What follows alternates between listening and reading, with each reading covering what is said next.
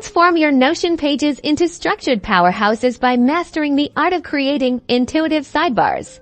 In this tutorial, we'll walk you through the simple yet impactful process of designing and implementing sidebars in Notion, unlocking a new level of navigation and organization for your digital workspace. First, let's begin with the foundation to create your sidebar. You'll want to add a new block at the very top of your page. Click the plus icon that appears when you hover at the top left of any existing block.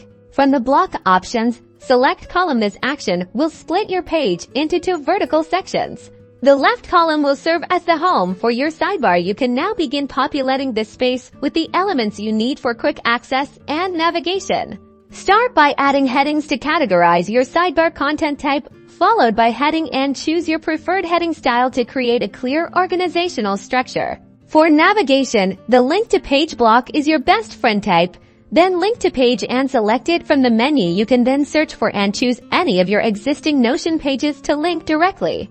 Add as many links as necessary, grouping relevant pages together under their respective headings to create a streamlined navigation experience. Beyond page links, you can enrich your sidebar with other useful elements. Try adding a bulleted list for quick action items, to-do lists, or important reminders. Simply type and bulleted list to add it. Then use the spacebar to create checkboxes for interactive task management directly within your sidebar.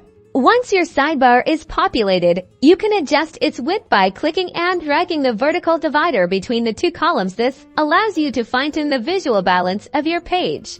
And there you have it. Why you're a beautifully designed and functional sidebar, enhancing the structure and productivity of your Notion workspace.